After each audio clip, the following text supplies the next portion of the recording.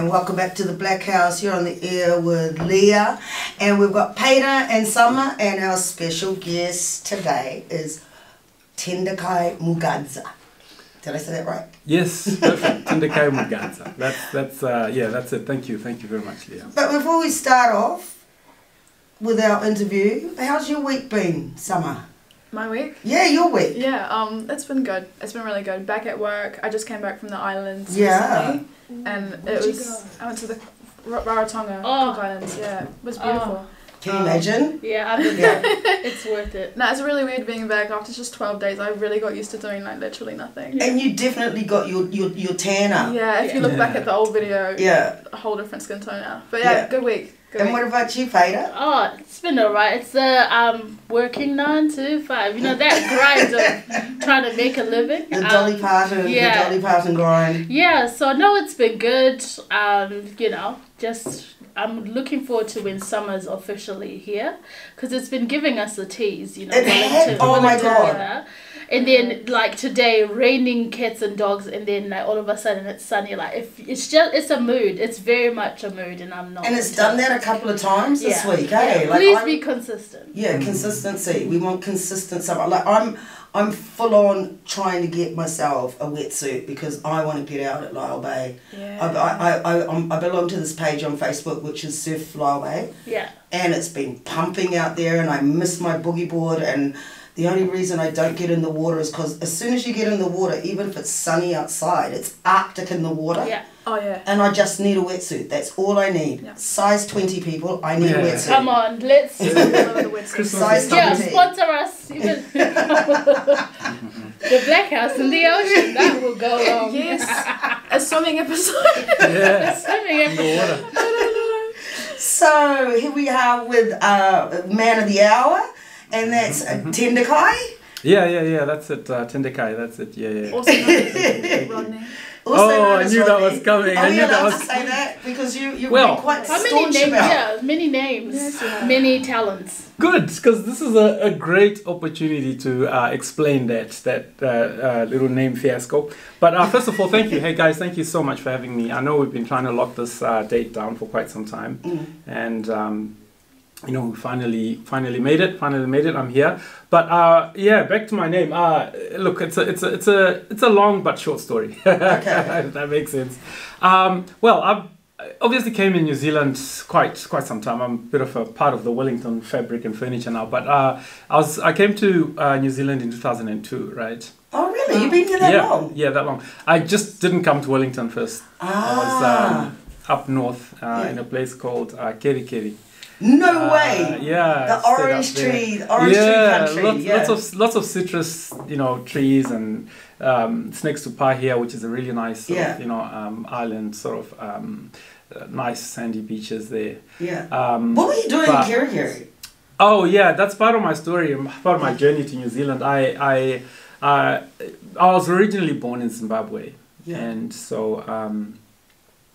My family and I were just looking for perhaps better opportunities overseas, and so my mum actually got a job in the States, and so we were all supposed to go to the States as a family, but I couldn't go at that time because of my age. I couldn't be on my mum's passport. It was just I needed to wait a bit until she got set up. Right. So then my brother and my sister got settled there before I did. But so what happened is that while I was waiting for my mom to get a bit more established in the States, my auntie came over to New Zealand, who is my mom's brother's wife. So my auntie, so she was actually managing a dairy farm, and she was in dairy farming, and she got a farm in Kerikeri, right? She got a job in Kerikeri. Because there was a time around the 2003-2004 era when people were just looking for. Zimbabweans were just looking for a better opportunity for themselves and their family. The environment was becoming a little bit harsh in Zimbabwe. So, so a lot of families like mine are split across the world. So we thought, my auntie was like, no, he should come to New Zealand, you know, check it out. And while he's waiting for the paperwork to come through for me to move over to the States. And Yeah, so that answers your question about Keri Keri. Right, yeah. That's how I ended up there. My auntie was already established there. She had a job there. She had been there for a year and a half. So flew right into a dairy farm. Dairy farming. Cow dung and all. Yeah, dairy farming is not easy work. No, it's hard work. It's like five in the morning kind of start. Did you have to help? I didn't know. It's too murky for me. I was like, you do you, auntie. All right, but so you didn't milk cows or anything like that? No, I did watch though. No, because a lot of Zimbabweans did that. Because my parents also did the same thing. I do but we were in Invercargill, so it's like the opposite climate. Yeah. So most Zimbabweans do have a farming kind of background. Right. You can get in there and just start. Because Zimbabwe is largely farm area, and we all have rural or communal areas where we've got most Zimbabweans have a piece of land in the city and one in the rural areas. And as kids, you're expected to go to the rural areas and help out and look after the cows or whatever. So I had some technical experience, but I just didn't want to help out. I'm leaving that back home. Yeah. But it comes down to Rodney or Tendekai. So when I came to New Zealand, so the thing with my name is Tendekai is actually on my birth certificate. Yeah. So it's the order of my name of my full name is Tendekai Rodney Mugadza. Okay. Yes. Right. Yeah. So you might ask why that is. So New Zealand, Zimbabwe is a British colony, as you all know. So a lot of Zimbabweans have adopted an English name somewhere in their name. You'll find that most Zimbabweans will have either a Shona first name and then an English surname. An English middle name. Yeah. And then, but the surname is always Shona, or Ndebele, or whichever tribe you come from. So for me, it was some people have Tim and then a Shona name and then the surname. Yeah. I think Paida, for example. I don't have him. My parents were like, we ain't doing that. All right, so cool. We all have Zimbabwe. So I mean, so depending on your parents and what they were going through during their time. Yeah. Because I know the first time I met you, somebody said your name was Rodney, and then somebody else said your name was Tendekai, and I insisted on calling you Tendekai, and you were quite shocked. You're you're using my real name. I tell you why. So when I first came to New Zealand, I actually wanted to kind of fit in. I was kind of like, the fresh off the boat kind of thing. And I looked at my names. In fact, I had an experience. When I went to book into a backpackers, or I think, we just started, when I first came to New Zealand, when you're just logging into backpackers, hotels, motels, they ask you for your name. And it's like, my first name was Tendekai, and I looked at it and I said Tendekai, and then Tendekai Mugadza. She looked at me, the person serving me just was blank. She was just confused. Yeah. So and it was the first time coming across those beautiful exotic names. Yeah. But so I said, you know what, just use Rodney. I just wasn't. I needed things to move fast. Sometimes you just. You're not in the mood for the whole, where are you from? What does it mean?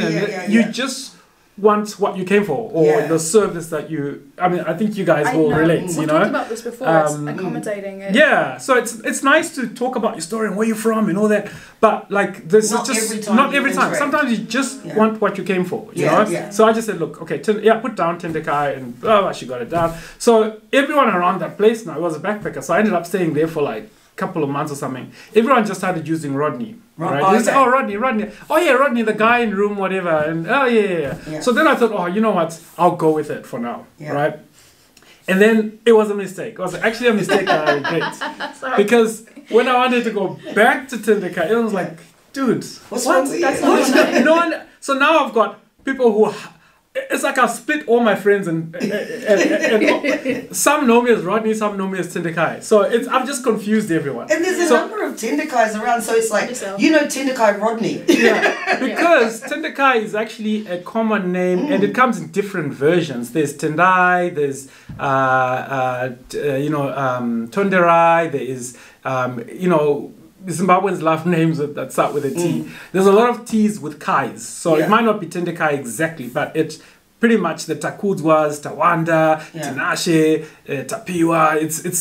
There's a lot of Zimbabwean names starting with a T and probably ending with an I or an O or a Wa. So you can easily get confused. But anyway, so I just want to clear up the yeah. name So situation. either way, it's the same man. If you're like, I Yeah, don't know a Tendekai, I know a Rodney. Or DJ doesn't. Your 'cause then DJ it's- doesn't. When you say the guy that did it, Yeah. oh yeah, the guy with the shop, oh yeah, the guy with the dreadlocks. Yeah. So You know, you've so got many aliases. And we Yeah. prefer Tendekai, obviously. We know that now, right? Now I had a moment. Yeah. I had a reflection one time. I think this would have been about 5-6 years ago Yeah. now. I was like, nah, man, I want my name back. You know, I've done, and I wasn't doing justice to the name that my mom gave me as a first name. Yeah. You know, imagine, like, you know, it's good to have a middle name, but imagine you name your son something and then halfway through their life they change it to something else. So I've never had this discussion with my mom, but I don't know how she feels about it. So anyway, I just ended up saying, I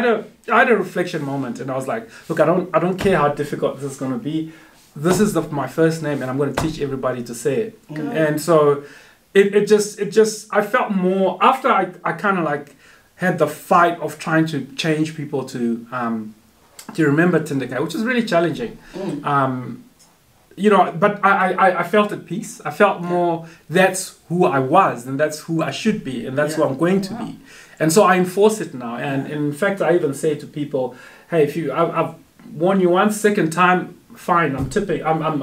You have to put it in the jar, $5 every time you say Rodney. Yeah. So I carry a jar, and if you say Rodney and I've warned you, $5. Yeah. That's a good system. Yeah. So you'll be holiday, you'll be off to that's me Rarotonga sorted. soon. Yeah. But no, I seriously don't carry a jar. But I say it as a joke, and it kind of helps people kind of, you know, remember. It's in a light-hearted manner, you know, kind of thing. So, so I'm now Tendekai. So I hope to bury that once and for all. But at least you know the history. At least, because Leah, when I met you, it was probably in the 2005, 2006, ages ago. No, it was 2015. Was the first time I met you. Because I came to Wellington in 2006. Maybe I didn't see you for a little while. Well, in those early days, you know, like 2002, 2003, when a lot of Zimbabweans started arriving in Wellington, it wasn't a big community, but there was enough there for people to start having parties, actually doing the DJing, and they'd come over to my place and they'd be downloading the music from my CPU, because I had thousands and thousands. On LimeWire or something like that. Yeah, LimeWire and stuff. Like, we had thousands and thousands of music. Yeah, LimeWire. Yeah, they don't know this one. Yeah, so they'd come through and burn CDs, and then they'd be having the party. I think they did a few parties where that island is on Kent Terrace, the Dragon, Welsh Dragon or something. Yeah, they did a few parties in there. Kent Terrace. Yeah, but like they were crack up, because like Zimbabweans and DJing and drinking at the same time, like it was a crack up. Are we known for that? No, you know what? You know what's funny? Me, because I moved to New Zealand quite young. So when I moved to Wellington, I was like 12. So I'd always hear all these things of like these parties. When I finally became of age, my God. Yeah. It's an experience. But yeah, so your DJ is having fun with you. Yeah. So And like there was a couple of times we had to pull the old DJ out the booth because he played the same song 4 times in a row. So. When they start having their own personal parties, And you're like, bruh. DJ's playing for himself. You know, I'm glad you brought up the DJ thing, because and which you might have touched a little bit later. So you know, I obviously in the DJing space. When I first came to because I was DJing back in Zimbabwe before, but I was just helping my uncle. My uncle was a DJ, Right. and I would carry his speakers and you know, So you're like as an you do. assistant DJ. Yeah, you're the cable guy. Don't touch. You just all your job carry. is before and after the gig, not during the gig. Yeah. So Uncle Rob, he's in Australia now, but so I kind of like, I didn't know what New Zealand had to offer, and there wasn't really a kind of like a big African crowd. No, there was a hip hop scene. There was a hip hop scene. You There was an remember the underground lab? scene. You were here when the lab was still The running. good old lab. Oh my gosh. Yeah. The lab So- was the mosh pit, man. Yeah, it was a club, right? Yeah. But it was just way too loud. The bassy was too much. Yeah. It was just like a dungeon. You Yeah. know? Yeah. But it's not there anymore, and you know places, bars come and go. But what I did want to say is I myself started doing I don't know if you remember, but African night outs where we would play African music every once a month. Oh, cool. Yeah. But I actually just want to acknowledge there were people before me who actually Banda. set that up. Yeah, Shaka, I think Shaka, Thomas Banda, and what's the other guy's name? I don't know who else was DJing. Deji. Oh yeah, Deji. I think Deji was the hype man. Yeah, he was the hype man. And Banda did all the play. Yeah. But those guys used to do it once a month, and it was in what was the place called? Underground. It was one up of the road here, just up the road. I can't even. I always forget the name of it. But it was like one of those places in Wellington where they just stopped letting people smoke in bars. Yeah. And it was one of the few places that had this underground bar where they just said, if you want to have a smoke, just have a smoke. You know, it wasn't like the full enforcement hadn't really come in yet, so it was still one of those places. Yeah, what an era. It looks like we missed out there. Yeah, you guys had fun. Yeah, you guys were hip in I kind of want to be transported. It was more old school. It was more like, there was none of the Davidos and all these, they weren't even around. They were, I don't know, there might have been kids at that time. Yeah, probably. Because this was probably about 15, 20. All the Benno Boys, all, the T.O. Savages and all the... Was it quite easy to build a following of people coming to these parties, or was it just kind of one of those things where it's like mostly Africans would come to when you first started doing these African themed? Well, when I started... When you started. Well, it was predominantly Africans, but there would be a mix of... Those Africans would bring their non-African friends.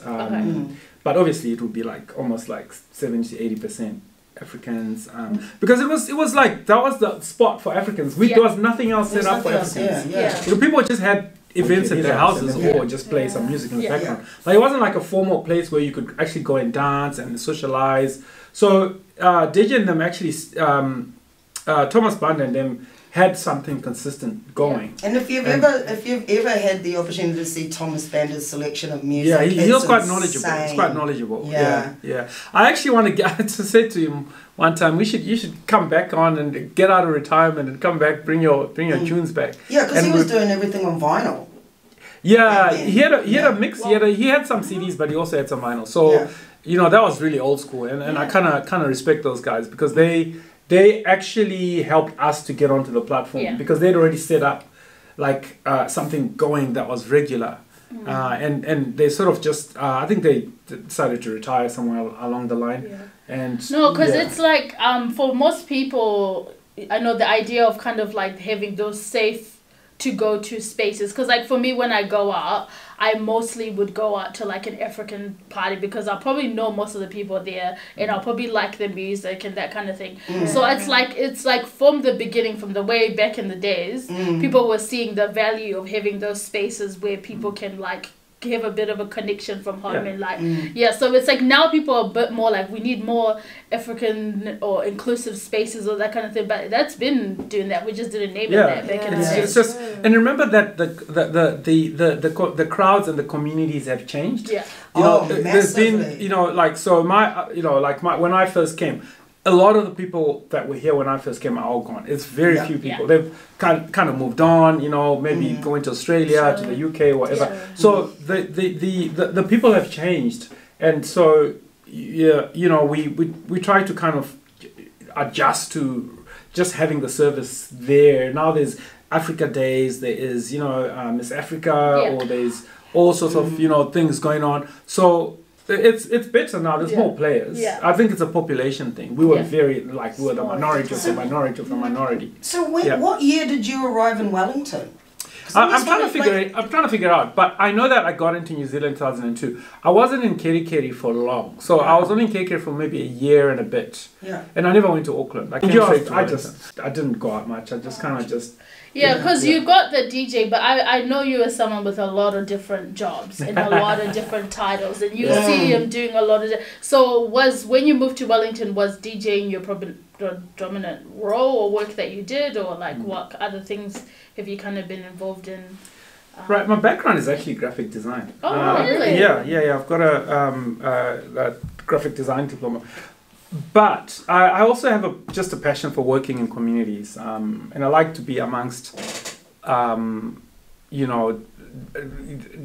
different diverse people, including my own community, and just being involved in what's going on in your space of communities, and knowing people who are doing things in your community and collaborating with them and doing projects with them. So, sorry, what was your question? No, I'm just saying, like, you, because obviously we know you from different parts of the DJ. Yeah, okay, so sorry, you've done DJing, you've just done some community work. So, like, you know, what are the other projects and things like that you've been involved with over the years? So DJing, and you said some of your community active fashion too. Yeah, fashion. Yeah. Like, so when did we start getting into all those different layers? Yeah. So I find myself to be a creative. I'm kind of like an entrepreneur, creative, kind of. I get bored pretty quickly, so I try to always be inventing things or reinventing things that have already been invented. I think my passion mostly is DJing, right? And so I did that for quite some time when I was even from probably the age of 15. You could pretty much say you single-handedly introduced Afrobeats to Wellington. Wow. I'm pretty sure it would have been me. I think without taking all the credit, I think a lot of other people did try to do something or were in the process of doing something. But I think in terms of consistency, we would definitely try to do something every once a month. And when the Afrobeats came out, I just jumped on it. Because we had our own sound, we had our own, you know, and with African music, whenever we played at an African event, if we were to play African music, it was really the old classics, you know, the Brendas, the Kwasa Kwasa Kusi, you know, the Congolese music, you know, the timeless kind of tunes. But when Afrobeat came on the rise, which is probably, I think Afrobeats came out when the song Azonto came out. Who remembers that? By ODG. Yeah. So I think that's when we got a proper commercial introduction to Afrobeats. Yeah. I think other artists in Nigeria or Ghana had obviously started it before, and but I think the globalization of it, because it was from the UK. That's right. When Azonto came out, everyone went crazy. I have you know. a vivid memory of dancing to that in year 4 at lunchtime. My friends just playing it on like that's their right. happy little phone. And been Azonto. I think that's a song that really broke all boundaries in terms of Afrobeats, the birth. So. And then other players started coming up after that as well, other artists. But thank you. That's a really nice acknowledgement. I mean, up to till now, we're still doing Afrobeats events, and that, you know, I started in Wellington about 12-15 years ago, and been consistent in being. Players have come and gone. You know, we've got DJs that kind of, you know, come and try it out. Might not be for them, but in terms of consistency, I've really tried to be out there and promote African music. Now that we really have like a large genre and catalog that we can use of African artists, I want your DJ's opinion on, is Amapiano taking over the world? Is it what is the real fire here? Afrobeats or Amapiano? Well, I want a professional opinion because I've got my own opinion, but. I would think that and this is just my own opinion. I would think that Amapiano could be categorized within Afrobeats. I know it's a different sound and its own sound, but you know, I really think it's just a subdivision of Afrobeats. Yeah, because it's very distinct to South Africa. It's very. Where it's kind of French speaking, you know, Congo, I think, you know, around that area. But when you've got Amapiano, that was just a sound that just blew everyone away. It's only good if you can dance like they can dance. I'm then just you need like, the moves to go with it. Gosh. They're on a league of their own. But I mean, South Africa has always been pretty good with music, and like if you look at the group called Mafiki Zolo, they're really them. You know, love them. Old school, new school. Were they more Kwaito earlier stuff? Yeah, kind of like Kwaito. Yeah, you're right. Kind of like Kwaito, kind of like. But they evolved really. They're also a group that's been quite consistent. Yeah, in terms longevity. And I really liked their fashion. Like if you see their music videos, they really spend a lot of time, you know, with African fashion as well. So they kind of combine the two. Go back to your question about Amapiano. I don't know, but I'm just enjoying it. Like I'm not overthinking it. I'm just, You know, like, because I think it would be an interesting thing for a party to have Afrobeats debate. versus Amapiano. Yeah. So it'll make for a very good musical debate. But I'm kind of not too focused on which one's better. I just play them to a crowd and they appreciate both. You know. But you're right. Who knows, something in another part of Africa might come up with a different sound. Yeah, well, it's really interesting how like you kind of started with that Congolese sound and then we all moved over to West Africa and now there's that sound coming from South Africa. Yeah. But you've always had that East African bongo flavor, hip hop and bongo flavor. Mash up of Swahili and hip hop and it's really quite fascinating. When I was in Tanzania in 1995, bongo flavor was really just taking off, and this is Swahili rap, pretty much. And now you've got guys like Diamond Platinums and all that are just massively huge and have a huge following. But like a lot of his stuff was when they were mixing that Swahili rap, they actually started mixing in the Congolese kind of beats as well. So there was this mashup going on since the mid-90s. It was crazy. Like I went to a beach party while I was there, and as we were leaving, now at that time there was this Mexican group that was really popular in hip hop, Cypress Hill. As we were leaving, I heard somebody doing Cypress Hill in Swahili, and I just said, stop the van, this is insane. Like, they sounded exactly like Cypress Hill, but everything they were saying was Swahili. It was crazy. To the world, it was crazy. So, you know, I think that there's a lot of great music that's coming out of Africa at the moment, and even, you know, how musicians around the world are incorporating that African flavor into their music. I was gonna say, when you're going, you know, on the, like, just listening to regular radio and you hear Burna Boy come up on the radio, like, when did you, like, all of a sudden, like, Afrobeats in particular, like, from the Nigeria ways, it's like just normal and like just in the everyday, you know. And I was like, whoa, that is such we didn't have that growing up, and then now it's come like a long way. It's definitely come a long way. And now they're actually thinking of having awards that include Afrobeats. You know, on what do you call the American awards? The Grammys. The Grammys, So I think that's been. Someone was telling me it's under consideration. So you know, would give it to the give props to the likes of Burna Boy and Wizkid. And honestly, Nigeria, to be honest, like they really hit us on a chokehold. But I mean, even with fashion as well, you guys were talking about fashion. A lot of the things that I have in my shop is very, you know, Ghanaian or Nigerian influence, like a lot of the patterns there. And maybe that's another topic on its own, but you know, fabric, the prints and everything. I mean, like, that's what I'm trying to really, for our theme for the Blackhouse, is really incorporate the flavors and the vibe of African print. Like, I just love it as part of a, you know, like how you've got some of these clothes here, which you're going to show us in a minute. Oh, right, I forgot about the clothes. And it's not the beers, it's the clothes. It's the clothes. So I'm thinking right now, we'll just music, let's have a bit of music. I'm gonna go straight to, well, first up I've got D Matthews and Masbo Q with Be Somebody, and then I'm gonna go over to Chai Nonso with Car Home. These are their latest singles, so we're gonna jump to that for just a minute, and we're back on the Blackhouse.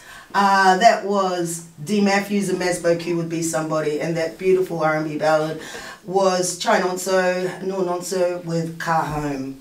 I really liked that track. I actually really liked that. But anyway, we're back. We're back with Tendikai, DJ Dozen.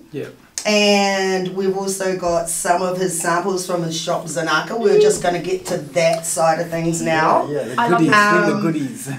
You know, he's taken us on a bit of a tour of New Zealand and introducing Afrobeats to the Wellington scene. And what about Kirikiri? Did you ever do that up there?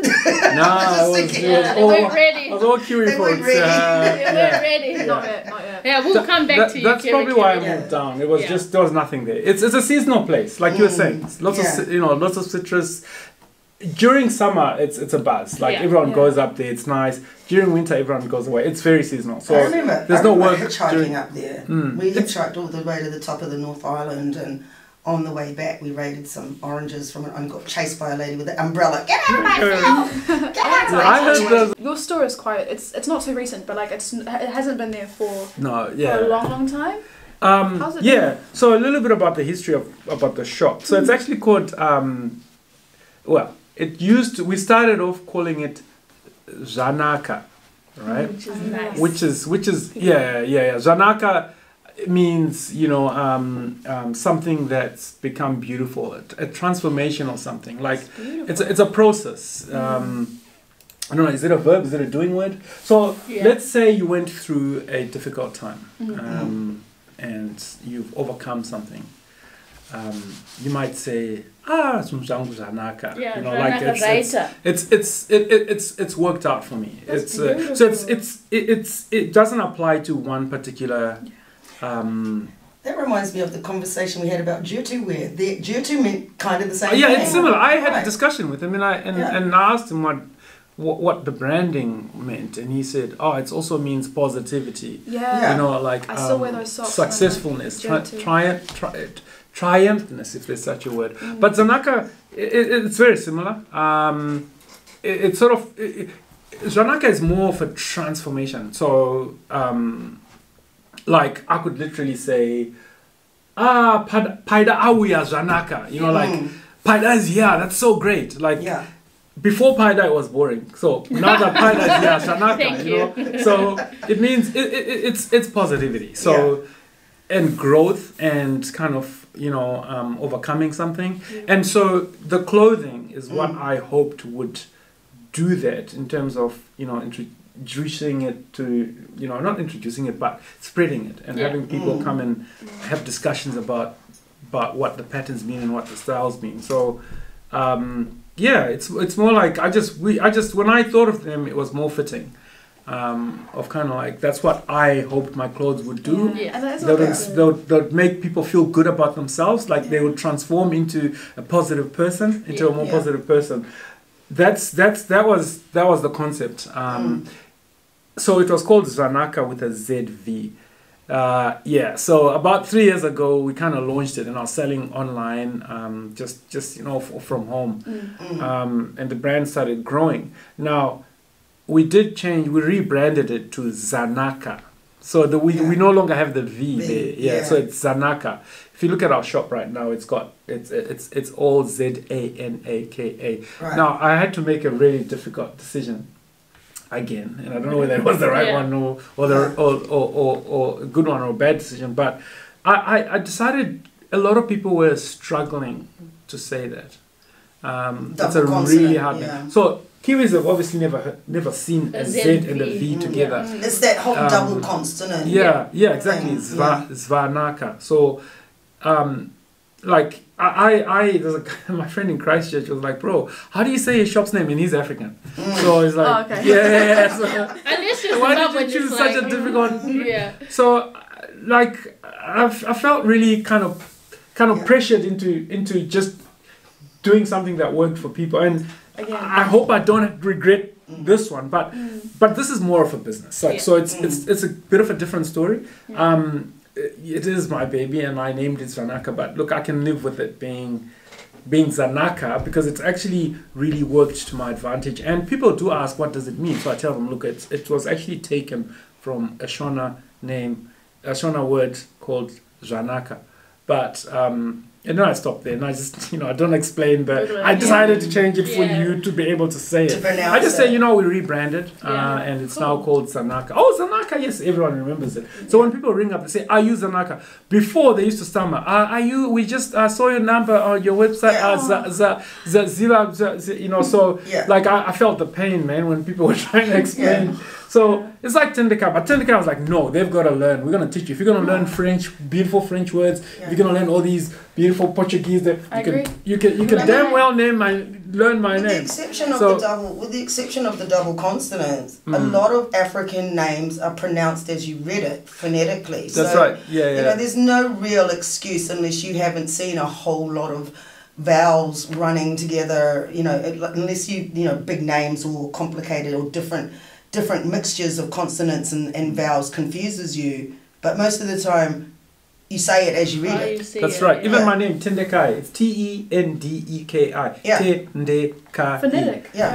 Yeah. And Kai is the same as Kai and Exactly, Maori. So it's... This is how I help people remember my name. Yeah, you're right. I even go, hey, you know what? You know Kai, the word Kai, and everyone has heard the word Kai somewhere along the line. And I say, so Kai is food, right? And they go, yes. And then I go, so Tende is the beginning of my name, right? So think about, if your food is soft, it's Tendekai. Tendikai. It kind of works. Hey, whatever works, right? No. Yeah. I had to do the same with my name because people would, like, my full name is Paida Moyo, but I just go like by Paida, obviously. And then I used to say it's like spider without the S. Right. So yeah, it works. It actually works. I'm bringing out T-shirt one year. Yeah, let's but do maybe it. we can sell it in South Africa. Yeah, that's alright. You know, so how did you like start? Obviously, starting a shop, exclusively regarding like African wear. Where's your inventory from? When did you just start with this idea? Do you make your own clothes? Yeah. So here's how it started. I used to just have a few of my own African clothes that I used to wear. I had just a couple of pieces here and there. But I would get so much comments like, oh bro, that's a really nice top. Hey, you know, where'd you get that top? Where'd you get this? Where'd you get that? So people were just asking me where I got this one or two top from that I had. I think I must have got it from, I don't quite remember, maybe back from Zimbabwe. Yeah. And so there's a garment I used to always wear, and people used to always ask me where I got it from. I need to find that because that actually was probably the brainchild of Zanaka. But Wow.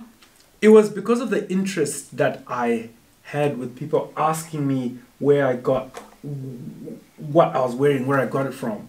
Like even if I walk down any street wearing this shirt, a lot of people stop me and go, hey bro, nice top, you know, where'd you get it from? So go ahead. I'm just really conscious that we're heading up to 350. Yeah. I'd really like you to show us some of the stuff. All right, let's get into it. We've got, so, let's get into it right now. Right, so if you just yanked out the headphones. Give her a hand, Summer. Oh, thank you. Ready. Yeah, we can quickly discuss it. So if you can stand up, Summer. For a bit of context, we started online, and then 3 years ago, and then a year after online, we went on to. We got a shop at the beginning of COVID. So a lot of people were like, oh man, you're going to open a shop during COVID. It's going to be really difficult. So yeah, of course. Look at the lining in there. That's pretty cool. This is one of our latest products though. Really? I wish you had started with the older ones. But So here's the story with this one. So this one was made... Zanaka is now going to work with a personalized tailor that works with Zanaka, so it's like a partnership. And so Con from Zambia. Oh right, Con did this. Yeah. That's amazing. Yeah. Hey, shout out to Con. Yeah, shout out to Con. She's a great tailor. If you need somebody to do tailor work, get in touch with Con. Seamstress rather. Seamstress. Yeah. You can't call a chef. What do you call it? A chef. You know how chefs don't like to be called a cook. It's like saying to a chef, you're a cook. So she's not a she's a seamstress because she studied it. So yeah. A tailor is someone who probably just has the skill.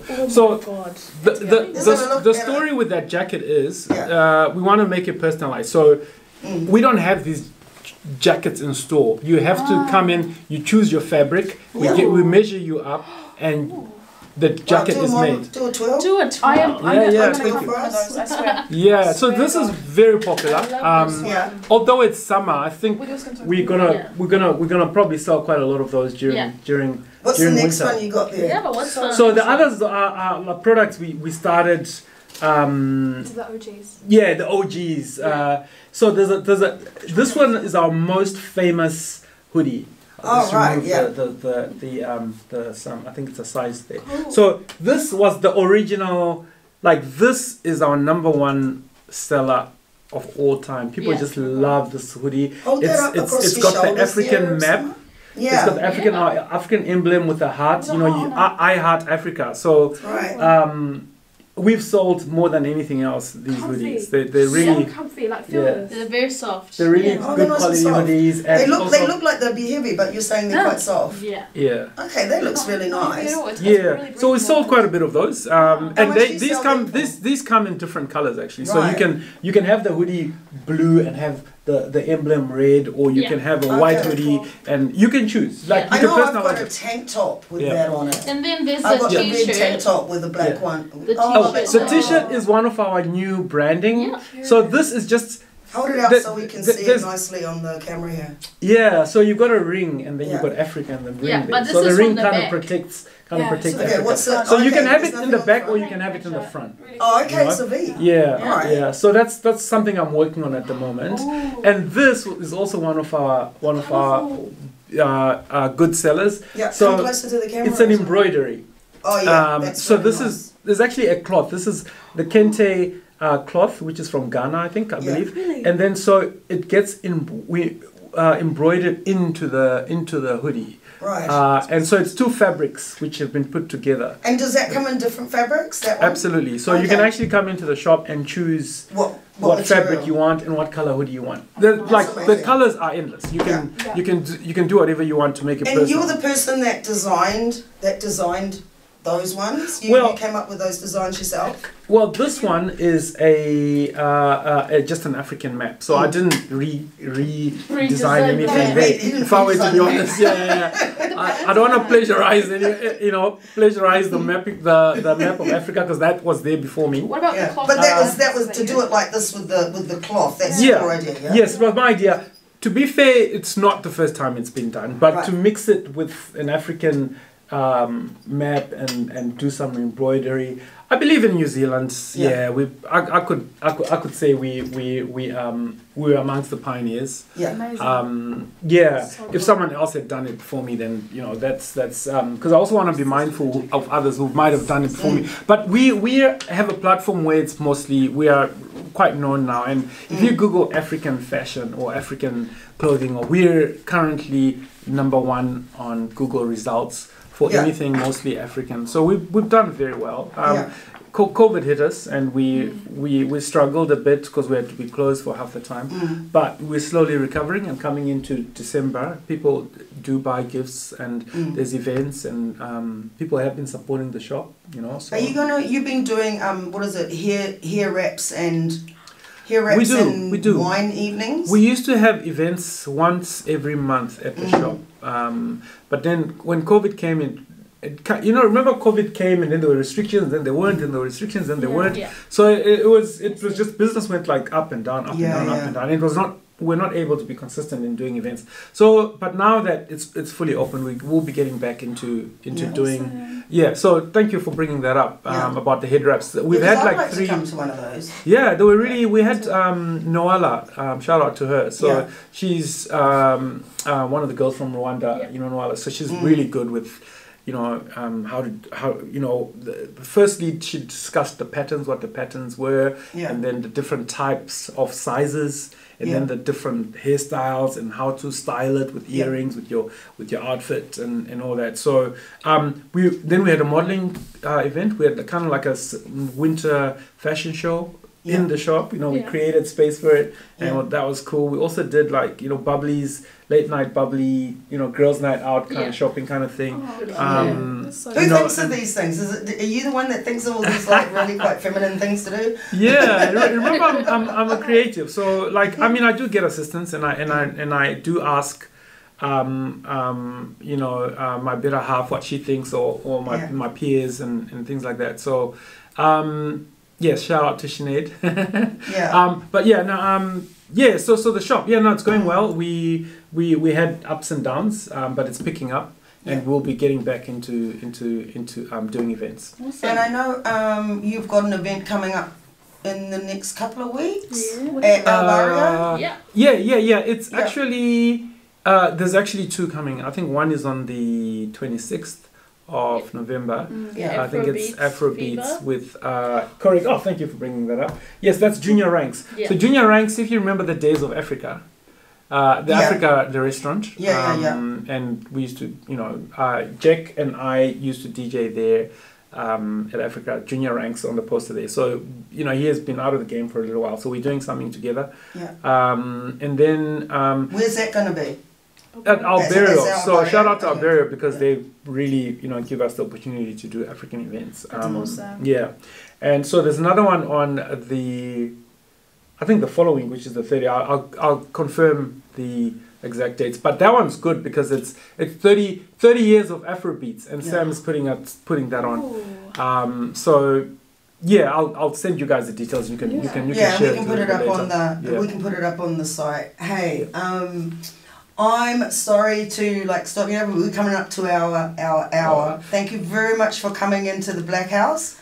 Yeah. And telling us all about Zanaka. So guys, keep a lookout for what's going on at our barrio. There's going to be a couple of events with junior ranks, and the second one is at Afrocentrics. Yeah. Shout out to Ford. He's the one putting that one on.